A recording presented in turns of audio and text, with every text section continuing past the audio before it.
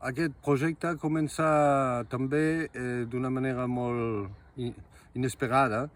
Tenim uns amics que tenen una associació cultural que es diu La Penyora i cada any fan un festival artístic i cada any posen una personalitat al centre del seu festival i la gent treballa sobre aquesta temàtica.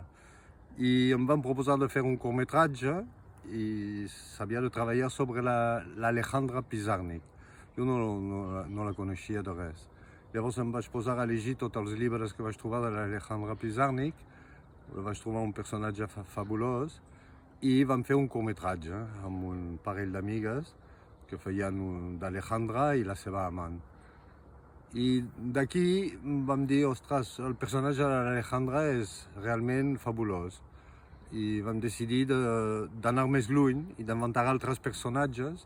Hi ha un personatge que es diu Françoise, que està una mica inspirat de la Françoise Sagan, i de generar unes trobades entre gent que es coneixien molt i altres que no es coneixien de res.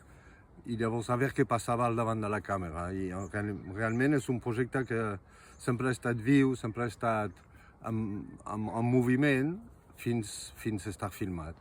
Llavors, en els textos de l'Alejandra Pizarnik hi havia una frase que em fascinava que es deia «Nadie quiere ser paisaje». I és el títol de la meva pel·lícula.